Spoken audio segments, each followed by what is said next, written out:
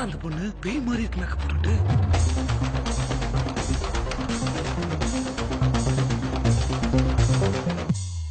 என்ன சொல்றாரு? உண்மையிலே இல்ல ஏதோ பேய் மாதிரி இருக்குன்னு சொன்னாரு. அதெல்லாம் ஒண்ணும் இல்லம்மா. ஃப்ரண்ட்ல உள்ள ஏதோ ஒரு பொண்ணு பேய் மாதிரி மேக்கப் போட்டு வந்திருக்கு, அது சொல்றான். ஏய் ஃபர்ஸ்ட் ரோலையா இந்த பொண்ணுடா? யாரு? நானா? இல்லம்மா, பக்கத்துல நிக்குது அந்த பாப்பா. பாப்பாவா? இந்த பொண்ணு உனக்கு பாப்பாவா?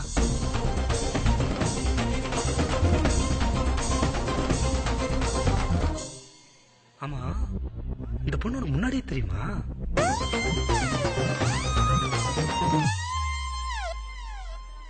காதல்ங்கிறது ஆள் மனசுல அடிச்ச ஆணி மாதிரி அவன் மரண படுக்கையிலே மறக்காது.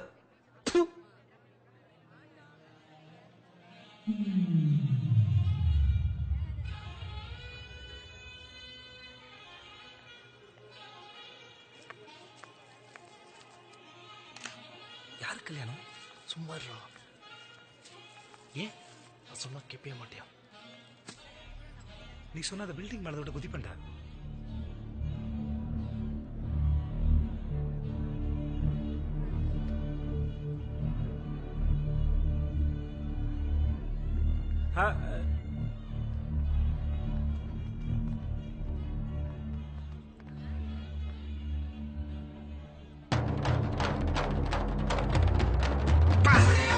யாரா அந்த பொண்ணு பேய் மாதிரி இருக்கு மேக்கப் போட்டுட்டு? இப்போ யாரு நான் சொல்றாரு? அந்த பொண்ணை தான் சொல்றாரு. இல்லண்ணா, வேணும்னே பண்றாரு. இவர் வந்ததுல இருந்தே சரியில்லை.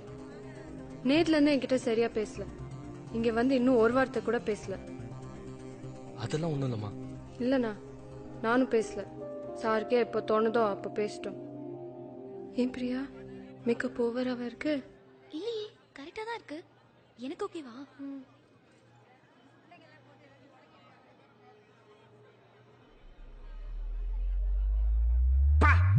யாரா அந்த பொண்ணு பேய் மாதிரி இருக்கு மேக்கப் போட்டுட்டு?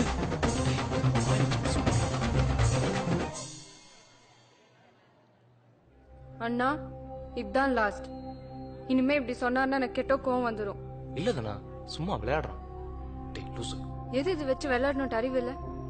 அவ்வளவு அக்கறை இருந்தா மேக்கப் மேன் அரேஞ்ச் பண்ண வேண்டியது தானே? காலையில இருந்து எவ்வளவு வாட்டி கால் பண்றது, ஒரு ரெஸ்பான்ஸ் கூட இல்ல.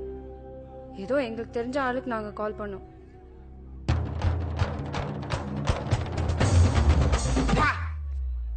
வாய் வச்சுக்கிட்டு சும்மாறா.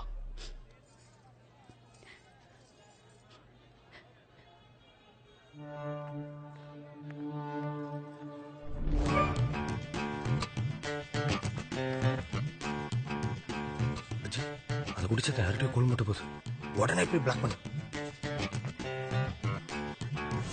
நீ சொன்ன அந்த பில்டிங் மேலதோட குதிப்பண்டா.